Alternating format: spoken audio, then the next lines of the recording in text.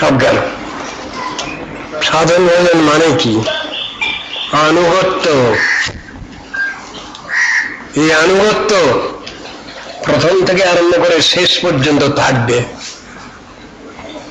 যদি কোনো জায়গায় এই আনুগত্য সরে যায়, কানেকশন অফ হয়ে গেল। এর নাম সাধন ভজন। অনেকেই আমাদের ধারণা আছে আমি যখন মুক্ত হয়ে যাব তখন তো স্বাধীন। বাজে কথা, বাজে ধারণা। যদি কেউ মুক্ত হয়েছেন, প্রকৃত মুক্তি লাভ করেছেন, তার দায়িত্ব, লায়াবিলিটি, রেসপন্সিবিলিটি সহস্র গুণে বৃদ্ধি হয়েছে। এই হলো ব্যাখ্যা। কি বলেন? মুক্ত হয়ে গেলেও আবার দায়িত্ব থাকে নাকি? শত সহস্র গুণে দায়িত্ব বাড়ে, সেই কথাই বলা হলো। তো কোথায় আছে শুনি এবার? উদ্দাম সংহিতা রচন। মুক্তাওপি লীলয়া বিগ্রহ কৃত্বা ভগবন্তং ভজন্তে। পরম মুক্ত যারা, তারাও ভগবানের আদেশ অনুসারে সবকিছু করেন। মুক্তাবস্থা মানে হলো এই। মুক্ত মানে আমার সব হয়ে গেছে, আর কিছু দরকার নেই, তা নয়। সেবার দায়িত্ব শত সহস্র করে বৃদ্ধি প্রাপ্ত হয় মুক্ত জীবাত্মার। সময় নাই। 24 ঘন্টার মধ্যে 24 ঘন্টাই যিনি ভগবানের স্মরণ করেন, ভগবান তার কাজ ছাড়া হয়ে যান না। শ্রীমদ ভাগবত ব্যাখ্যা করেছেন বিশ্বজ্যোতি হৃদয় নজস্ব সাক্ষাৎ শ্লোকে। যে ভক্তকে ভগবান একটু সময়ের জন্য ছাড়েন না, পরিত্যাগ করেন না, সেই ভক্ত তিনি তো কি করে সেবা করবো, কি করে সেবা করবো, এর জন্য অস্থির। আর অস্থিরতা কোথায়? সেবা প্রাপ্তির জন্য। আমরা তো দায়িত্ব ছাড়তে পারলেই বাঁচি। দায়িত্ব ছেড়ে দিতে পারলেই মনে করলাম আমার খুব জয় হলো, আমার খুব লাভ হলো। কিছুই না, লোকসান হলো। সেবাময় জীবন যাদের, তাদের কি বিশ্রামের সময় আছে?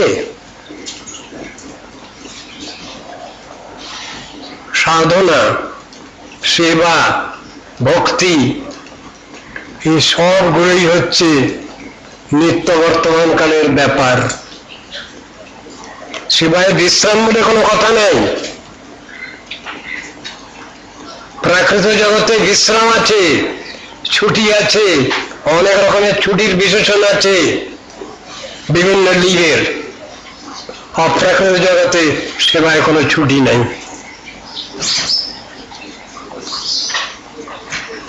চলছে, চলবে, এখানকার স্লোগান, রাজনৈতিক স্লোগান। পরমার্থ ক্ষেত্রেতে, গণগোবৃন্দাবনেতে চলবে বলে নাই, চলছে। একটাই টেন্স সেখানে, ফিউচার টেন্সও নেই, পাস্ট টেন্সও নেই, প্রেজেন্ট টেন্স আছে। তাও একটা বিশেষণ লাগানো আছে, প্রেজেন্ট কন্টিনিউয়াস টেন্স, যার বিরতি নাই। এসব কথাগুলো শাস্ত্রে বুঝানো আছে। আমাদের তত্ত্ব দর্শন জানতে হবে, গুরু তত্ত্ব জানতে হবে, গৌর তত্ত্ব জানতে হবে, কৃষ্ণ তত্ত্ব জানতে হবে, বৈষ্ণব তত্ত্ব জানতে হবে, জগৎ তত্ত্ব, জীব তত্ত্ব, মায়া তত্ত্ব সবকিছু জানতে হবে আমাদের। হরিনাম করব, নাম তত্ত্ব জানতে হবে আমাদের। নামের দ্বারা কি করে ভগবানের সেবা হবে? নামের দ্বারাই সেবা হবে কলিযুগের। শাস্ত্রে উল্লেখ করা আছে নামের মাধ্যমে নামই পরব্রহ্ম ভগবান, ভগবানের শাব্দিক অবতার সেই নাম, তাকে বলছেন পরব্রহ্ম। নাদ ব্রহ্ম, সেই নাম ব্রহ্ম। অ্যাবসলিউট সাউন্ড কাকে বলে তার ব্যাখ্যা দিয়েছেন। সেই নাম ব্রহ্ম পরজগৎ থেকে এখানে আসেন, কার্য সমাধা করে আবার ফিরে যান, তার নাম নাম ব্রহ্ম, শব্দ ব্রহ্ম, সাউন্ড অ্যাবসলিউট। সুতরাং সব তত্ত্ব দর্শনগুলো শাস্ত্রানুসারে আমাদের আলোচনা করতে হবে। এটা আমাদের কোনো কষ্ট কল্পনার বিষয় নয়। গুরুতত্ত্ব কি, বৈষ্ণব তত্ত্ব কি, ভগবত তত্ত্ব কি, নাম তত্ত্ব কি, সবগুলো তো শাস্ত্রের বর্ণনা আছে। আর শুধু জেনে নিলেই হবে? প্র্যাকটিক্যাল হতে হবে আমাদের। প্র্যাকটিক্যাল মানে কি? বাস্তব অনুভূতি, প্রপার রিয়েলাইজেশন। এই রিয়েলাইজেশন যতদিন না হচ্ছে আমাদের বাস্তব অনুভূতি, ততদিন পর্যন্ত আমরা সাধক সাধিকা পর্যায়ে থেকে যাচ্ছি। কিন্তু সাধন ভজন ক্ষেত্রে তো কোনো চালাকি চাতুরি বলে কিছু নাই, সবই তো অন্তর্দর্শন। সবটাই পরীক্ষা দিতে হবে, পড়া দিতে হবে আমার উপরওয়ালা গার্জিয়ানকে, সেখানে ফাঁকিবাজির কোনো ব্যাপার নেই। অন্তরটা খুলে দেখাতে হবে, যেমন দেখিয়েছেন বজরংবলী হনুমানজি। হনুমানজি কে? গুরুতত্ত্ব। আবার লক্ষণ যিনি, তিনিও গুরুতত্ত্ব। তিনি একটু সন্দেহ করছেন বজরংবলী হনুমানজিকে। সীতামা খুব ভালোবেসে বহুমূল্য মুক্তার হার দিয়েছেন তাকে পরিয়ে। সকলকে সবকিছু দেওয়া হচ্ছে, ওকে কেউ কিছু দিচ্ছে না। সীতামা নিজের গলার হারটা ওকে দিলেন পরিয়ে। দাঁত দিয়ে কাটছে মুক্তার হার, একটা একটা কাটে ফেলে দেয়, আবার একটা দেখে কি ফেলে দেয়। তখন বলছেন বাঁদরের গলায় মুক্তার হার। এক গুরু আর এক গুরুকে বলছেন, লক্ষণ গুরুতত্ত্ব আর বজরংবলী হনুমানজিও গুরুতত্ত্ব। তত্ত্ব দর্শনটা জানাচ্ছেন, এদের মধ্যে ভুল বুঝাবুঝি নাই, জগৎকে শিক্ষা দেওয়ার জন্য এটা করছেন। কি দেখছো ওর ভিতরে? দেখছি প্রত্যেকটা মুক্তার মধ্যে আমার হৃদয় সিংহাসনে যে সীতারাম বসে আছেন, তিনি আছেন কিনা। সর্বত্র কৃষ্ণের মূর্তি করে জলমল, সে দেখিতে পায় যার আঁখি নির্মল। তো আঁখিটা তো নির্মল হয়ে যায়, আঁখিটা নির্মল নাই বলেই তো আমি এটা দাঁড় করা চোখ লাগিয়েছি, ভালো করে দেখবো বলে, ভালো দেখা যাবে বলে। অধিকার বিচার মন দেখি ভ্রম হয়, এই বৃন্দাবন শৈল দেখি মনে হয় গিরি গোবর্ধন। যাহা নদী দেখে তাহা মানায় কালিন্দী, মহাপ্রেম বেশে মহাপ্রভু পরে কাঁদি। এই তো বিচারের কথা। সাবর জঙ্গম দেখে না দেখে তার মূর্তি, সর্বত্র সুরয়ে তার ইষ্টদেব মূর্তি। এই অধিকার যখন আমাদের আসে, তখন তো আর জগৎ দর্শন হয় না, তখন শ্রী শ্রী জগন্নাথ দর্শনই হয় আমাদের। সব তত্ত্ব দর্শনগুলো তো পড়ে আছে। সিদ্ধান্ত বলিয়া চিত্তে না করো অলস, যাহা হতে কৃষ্ণ লাগে সুদৃঢ় মানুষ। কেন কথা বলা হয়েছে? কেন কথা বলা হলো? তত্ত্ব সিদ্ধান্ত যদি আমি না জানি, না শিখি, না বুঝি, তাহলে আমার সাধন ভজন হবে না। আগে জানতে হবে আমার উপরওয়ালা কে, তিনি কেমন গুণসম্পন্ন, আমাদের প্রতি তার কেমন স্নেহ মমতা,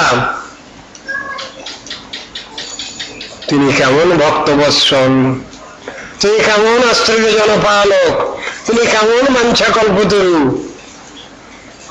এটা তো জানতেই হবে। তা নাহলে তার সঙ্গে কিভাবে সখ্য হবে, সম্পর্ক স্থাপিত হবে?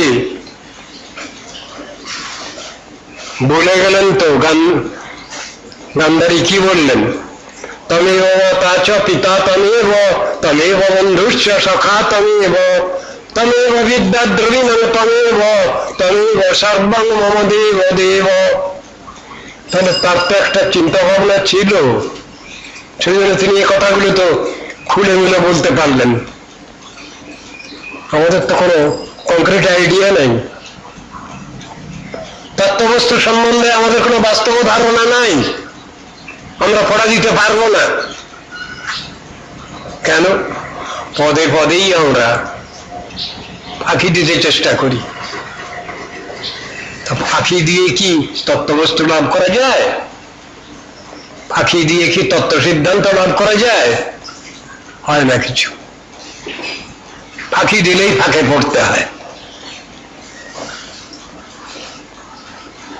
অনেক সময় এই কীর্তনের মধ্যে আখর দেন শুনতে পাই, জয় দিলে জয়ী হবে, জয় দিলে জয়ী হবে। আমি চিন্তা করি, জয়ী হওয়ার জন্য কি জয় দেব গুরুবর্গে, উপরওয়ালা? ভগবানের জয় হোক, আমার উপরওয়ালার জয় হোক, আমার পরাজয় হোক। তত্ত্ববিচার তো এই, আমার উপরওয়ালা সবসময় জয়যুক্ত হন, আমি বারবার পরাজিত হই, তাহলে আমার শিক্ষা হবে ভালো। দুঃখে যাদের জীবন গড়া, দুঃখটা যদি কি আমি যদি না জানলাম, তাহলে সুখ শান্তি কি করে জানবো আমি? দুঃখটা তো জানতে হবে। এমনি একজন প্রাকৃত কবির কবিতার মধ্যেও পাচ্ছি আমরা। কি কবিতা?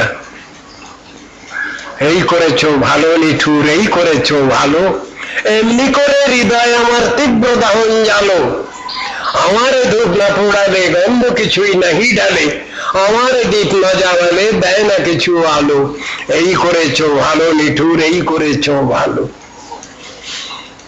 তাহলে তো কবি ওখানে দুঃখটাই চাইছেন, এটাই তার প্রার্থিত বিষয়। কেন? এটাই আমি তৈরি হতে পারবো ঠিক।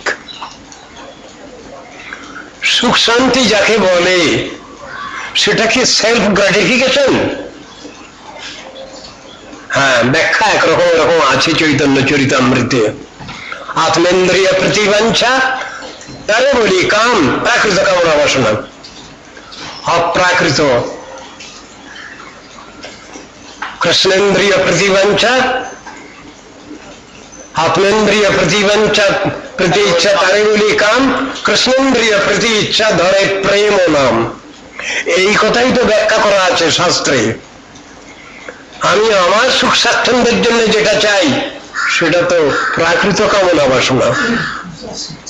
হে ভগবান, তুমি খুশি হও, তুমি সন্তুষ্ট হও, তুমি বিশ্বজনের সকলেরই মঙ্গল করো।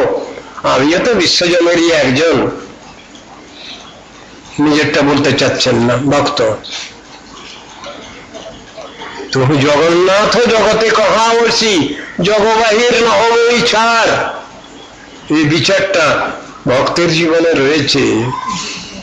পরার্থীপরতা, সেলফিশনেস নাই সেখানে,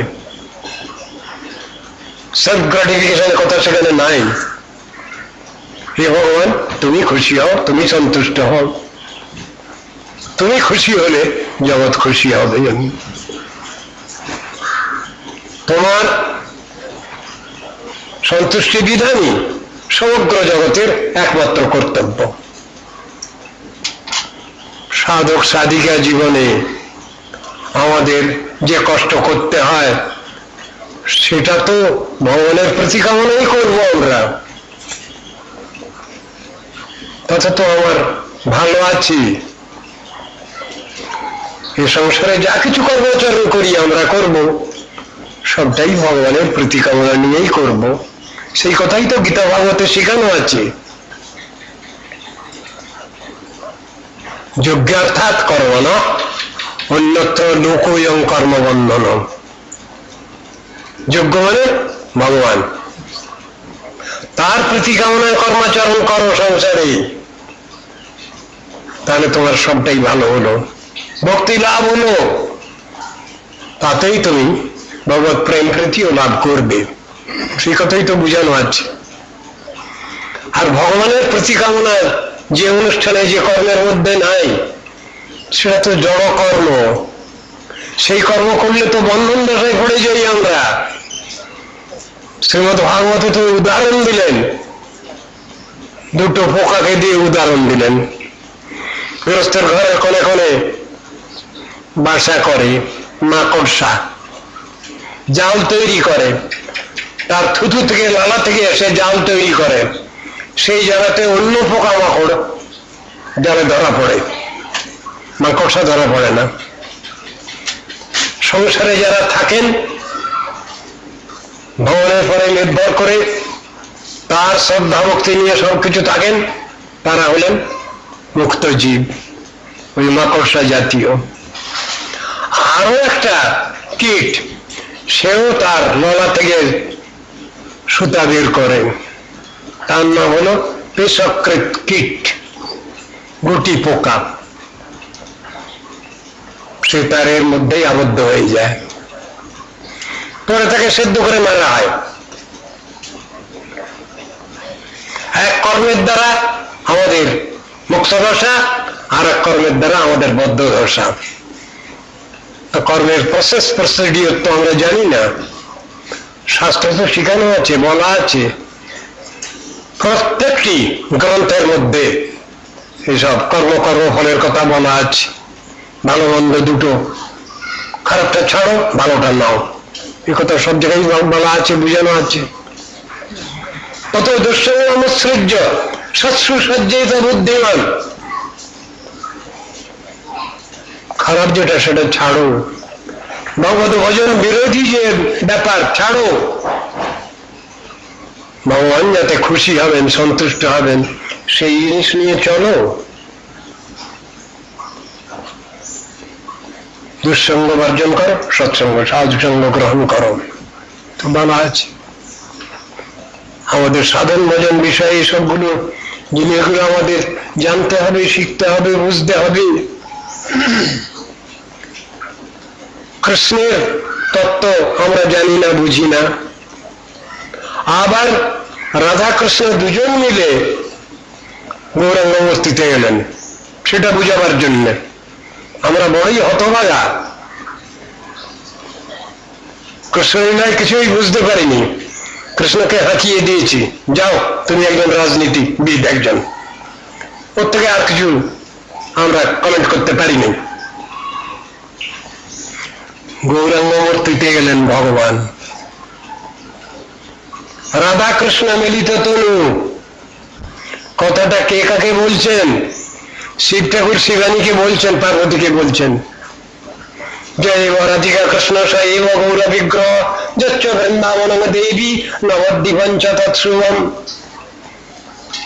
যেটা দেওয়া হয়নি সেইটা দিতে এসেছেন। অনর্পিত চরিচিরাত করুণয়া অবতীর্ণ কলু। জগৎকে যে জিনিস দান করা হয়নি সেই জিনিস দান করবার জন্য চৈতন্য মহাপ্রভু এলেন। তোমরা সাধন ভজন করবে, তোমরা ভগবানকে ডাকবে, ভগবানকে ভালোবাসবে, হ্যাঁ, তাহলে আমার মতো কাঁদতে হবে। কাঁদতে পারবে? প্রথমে পড়া জিজ্ঞাসা করছেন আমাদের চৈতন্য মহাপ্রভু, তাহলে আমার মতো কাঁদতে হবে। এরকম যদি কাঁদতে পারো তাহলে তোমাদের সাধন ভজন ঠিক হবে। অজরে ক্রন্দন করছেন, স্বয়ং ভগবান হয়ে আবার ভগবত প্রাপ্তির জন্য তার আশা আকাঙ্ক্ষা। আমাদের যদি এই চিন্তা না থাকে তাহলে আমরা কি করে ঠাকুরকে ডাকবো? শিখাচ্ছেন তিনি নিজে, সেই সে পরানো নত পাইল, যা দেখি মদন দহনে জড়ি গেল। কি কইব রে সখী আজুক আনন্দ, চিরদিন মাধব মন্দিরে মোর। তত্ত্ব দর্শন গুলো তো সব আছে, আমি প্রাকৃত জড়মন নিয়ে বুঝবো কি করে? আমার চিত্ত যতদিন পর্যন্ত অপ্রাকৃত অনুভূতি লাভ না করছে ততদিন পর্যন্ত তো এগুলো বুঝবার বিষয় নয়, শুধু মুখে আউড়ে যাওয়া। চিত্তটা তো সেইভাবে তৈরি করতে হবে, তবে তো বাস্তব অভিজ্ঞানটা লাভ হবে। সেই কথাই তো শেখাচ্ছেন। পাইল বৃন্দাবন না কোন হারাইল, কেমন নিলে কৃষ্ণ কোথা গেলে পাও। কান্নাকাটি করছেন মহাপ্রভু রাধা বিরহে, কান্নাকাটি করছেন। আর তিনি তো সেই তত্ত্ববস্তু, রাধাকৃষ্ণ মিলিত তনু, যাকে প্রণাম করা হয়েছে। রাধা ভাবদ্যতি সুবলিত নৌনী কৃষ্ণ স্বরূপম। সুতরাং সব জিনিসগুলো আমাদের ঠিক ঠিক ভাবে বুঝতে হবে, বাস্তব অ্যাজ ইট ইজ বুঝতে হবে। তার জন্য গুরু বৈষ্ণব করুণা, ভগবত কৃপা করুণা আমাদের লাভ করতেই হবে। কষ্ট তো করতেই হবে, কিন্তু সেই কষ্ট করার মধ্যে আবার ছলচাতুরি কেন করি? ভাবের ঘরে চুরি করি কেন? এসব জিনিসগুলো আমাদের বুঝবার বিষয়। চৈতন্য মহাপ্রভু ভগবত উপাসনার প্রাথমিক ভাব থেকে আরম্ভ করে চরম অবস্থাও তিনি ব্যাখ্যা করেছেন। তাঁর নিজের স্বীয় রচিত যে শিক্ষাষ্টক তার মধ্যে সবটাই বলা আছে। সাধক সাধিকার জীবন থেকে আরম্ভ করে শেষ ভগবত প্রেম প্রতিলাভ করা অবস্থা পর্যন্ত তিনি দেখিয়ে গেছেন। সেটা তো আমাদের বুঝতে হবে,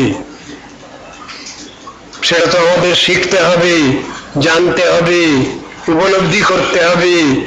সেই তত্ত্ব দর্শন সামান্য কিছু ঠাকুরের পূজা করলাম, একটু গ্রন্থ পড়লাম, এতেই হয়ে যাবে? যোগীগণ যারে ধ্যানে নাহি পায়, সে হরি বঞ্চিত হলে কি হবে উপায়?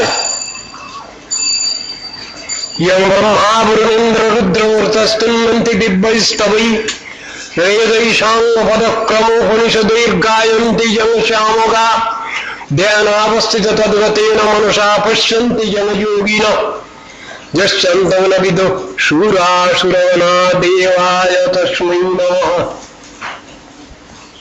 কেন ভগবানের কৃষ্ণের এই বিশেষণগুলো দিচ্ছেন? আমরা অনায়াসেই পেয়ে যাব। হ্যাঁ, পাবো। কি বিচারে?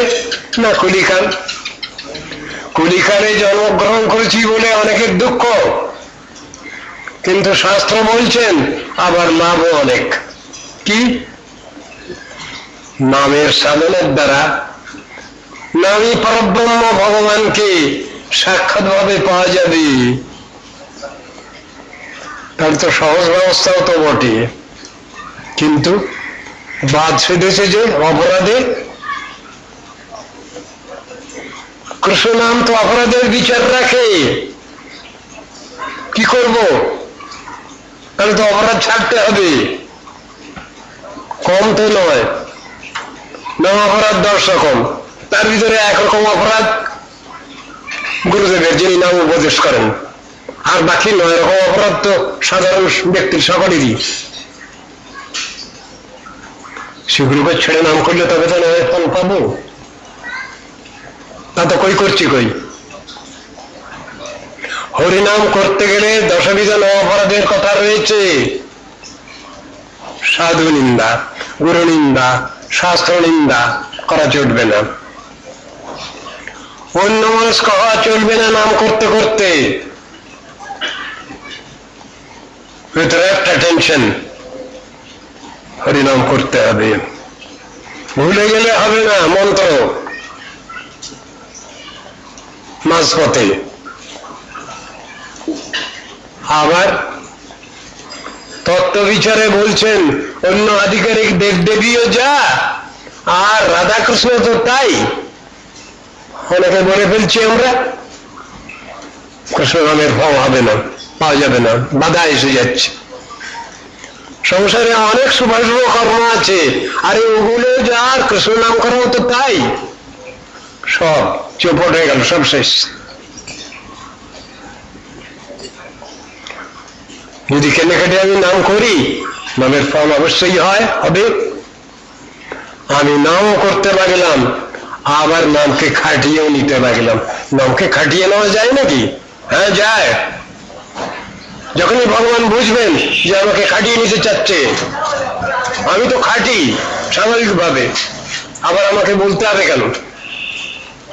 আমরা অনেকে আছি হরিনাম করি, কিন্তু ভিতরে ভিতরে চিন্তা আছে একটু খাটিয়ে নেবো ঠাকুরকে। ঠাকুরকে খাটিয়ে নিতে গেলে ঠাকুর বোঝে না বোধহয় কিছু, মুখ্য মানুষ নাকি ঠাকুর, সব বুঝতে পারে। আমাকে খাটিয়ে নিচ্ছে আমার সেবা করার বদলে, ভীষণ চালাক। ও তুমি আমাকে খাটিয়ে নিচ্ছ, আরে আমি তো ভক্তের জন্য খাটি, আমি তো প্রতিজ্ঞা দিয়ে বসে আছি, স্টেটমেন্ট দিয়ে বসে আছি, ডিক্লারেশন দিয়ে বসে আছি। ভগবান বলছেন আমি আমার ভক্তকে লালন পালন করি, পোষণ করি, তার সব দায়িত্ব নেই, সবই তো বলে রেখেছি। আমাকে আবার পরীক্ষা দিতে হবে, তাও আমি ভক্তের জন্য পরীক্ষা দেবো। ভগবান বলছেন, আর আমরা জেনারেল মাস, আমরা কিন্তু ভগবানেরই পরীক্ষা নিতে চাইছি। আমরা নিজেরা পরীক্ষা দেবো না, পরীক্ষায় বলবো না, অথচ ভগবানের পরীক্ষা নিতে চাই। কি করে হবে? এসব বিচারগুলো তো বর্ণনা রয়েছে শাস্ত্রে। নাম মানে পাপ বুদ্ধি, মানে কি? নামকে খাটিয়ে নেওয়া। নামকে খাটিয়ে নেওয়া মানে নাম আর ভগবান তো একই বস্তু। যেই নাম সেই কৃষ্ণ, ভজনিষ্ঠা করি, নামের সহিতে আছেন আপনি শ্রীহরি, এটা ভুলে যাচ্ছে কেন? একই বস্তু। তবে ভগবানকে খাটিয়ে নেওয়া বুদ্ধিটা তো ভালো না। ভগবানের সেবা করলে ভালো হবে, আমার কল্যাণ হবে, আমাদের কল্যাণ হবে। তাকে খাটিয়ে নিতে গেলে আমার অপরাধ এসে যাবে, সেবা করার বদলে আমি অপরাধী সঞ্চয় করে ফেলবো। এসবগুলো তো ঠিক না। সব জিনিসগুলো আমাদের বুঝতে হবে। যত গৌর লীলাই বলুন, কৃষ্ণ লীলাই বলুন, রামলীলাই বলুন, আর সমস্ত ভক্তগণের জীবন, তাদের উপদেশ নির্দেশ, সবগুলোর মধ্যে মোদ্দা কথা আছে, মেইন ফ্যাক্টর। সেগুলো নিয়ে তো আলোচনা করার দরকার আছে। সকলের সব তো রুচি নয়। কেউ আমরা এই সংসারে কর্মী, একে বলা হবে কুকর্মী, কেউ কুজ্ঞানী, কেউ কুযোগী, এই অবস্থা। বাস্তব ক্ষেত্রে যদি আমরা ঠিকভাবে বিশেষিত হতে চাই, তাহলে আমরা ভগবানের সেবক সেবিকা, সেই চিন্তা ভাবনা করেই আমরা ভগবত প্রীতি কামনায় আমরা অগ্রসর হব সাধন ভজন করে। তার মধ্যে কোন রকম ফাঁকি থাকবে না, খুঁত থাকবে না, লুফল থাকবে না। এই কথাই শাস্ত্রে বলছেন। সহজ সরল অন্তঃকরণ নিয়ে আমরা সাধন ভজনে প্রবৃত্ত হব, আমরা অগ্রসর হব। এটাই হলো শাস্ত্রের তাৎপর্য, শাস্ত্রের বাস্তব শিক্ষা। সেখানে ফাঁকি দিলে হবে না, ওখানে ফাঁকি দিলে আমরা নিজেরাই ফাঁকে পড়ে যাব। ভগবানকে ফাঁকি দেওয়া যায়? ফাঁকি দেওয়া যায় না। তিনি আমাদের সব সময়ের জন্য হিতাকাঙ্ক্ষী, মঙ্গল আকাঙ্ক্ষী। গুরু বৈষ্ণব সব সময় আমাদের পক্ষে হিতাকাঙ্ক্ষী, মঙ্গল আকাঙ্ক্ষী। তাদের কাছে ফাঁকি তো দেওয়া যাবে না। পরলোক মায়া, অমায়া বৃত্তির দ্বারে সরল অন্তঃকরণে আমরা আমাদের সাধন ভজন করব। ভজন যখন হচ্ছে তখন আর ভুল বোঝাবুঝি নাই, ভগবানের প্রতিও নয়, গুরু বৈষ্ণবের প্রতিও নয়। ভজন হয় না যখন, তখনই আমরা ভুল করে বসি, তখন ভগবানের কাছেও অপরাধ করে ফেলি, গুরু বৈষ্ণবের কাছেও অপরাধ করে ফেলি। কি হবে? সবটা বুঝে সুঝে আমাদের চলতে হবে, সাধন ভজন করতেই হবে। যে নকে না উপায় না মন কৃষ্ণে নিবেশ, যে কোনো উপায় হোক চিত্ত স্থির করতে হবে, আমাদের মনটা চিত্তটা ভগবানে রাখতে হবে, এদিক ওদিক না করি। অনেক দেব দেবী, সুতরাং সকলের পায়ে একটু ফুলচন্দন দিয়ে রাখি, এ বুদ্ধি মোটেই ভালো না, এটা অত্যন্ত স্বার্থপর বুদ্ধি। যার সেবা করলে সকলেরই সেবা হয়, সকলেই সন্তুষ্ট হয়, সেটা আমরা বুঝছি না কেন? তস্মিন তুষ্টে জগৎ তুষ্টম প্রণীতে প্রণীতম জগৎ, একথা কেন বলা হয়েছে? শ্রী ভগবান যদি সন্তুষ্ট হন আমার আচার ব্যবহারে, আমার সাধন ভজনে, আবার কি রাখবে? সকলকে আমি সন্তুষ্ট করতে যাচ্ছি কেন? সকলকে তো সন্তুষ্ট করা যায় না এই পৃথিবীতে, সর্বচিত্তে না পারি এরা দিতে। সকলকে সন্তুষ্ট করা যায়? সন্তুষ্ট করা যায় না।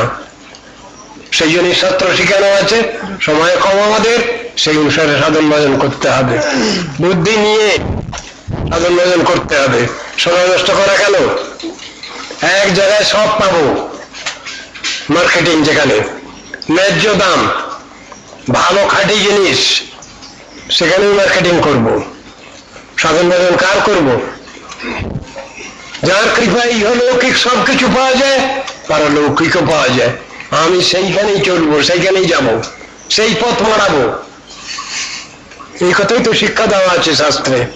কেন আমরা উল্টো পাল্টা করছি? কেন আমরা বিভিন্ন পথে নিজেদের স্বার্থ সিদ্ধির জন্য অগ্রসর হচ্ছি?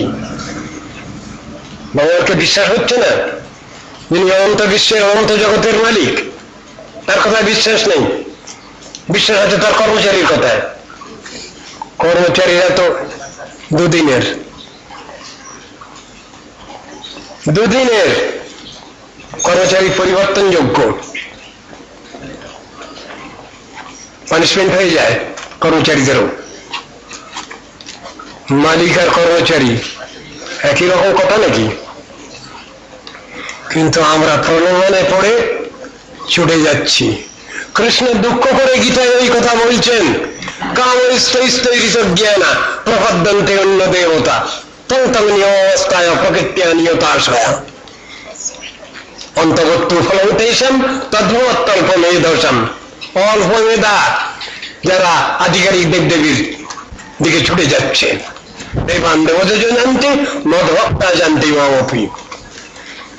দেবজাজিগণ অনিত্য দেবলোকে যাবে, আমার ভক্তগণ আমার শাশ্বত ধামে বৈকুণ্ঠ ধামে বৃন্দাবনে যাবেন। দুটো এক হলো? আরে সবই তো একই ফল, একই জায়গায় যাবে তো সব। এ কোথায় লেখা আছে এসব কথাগুলো?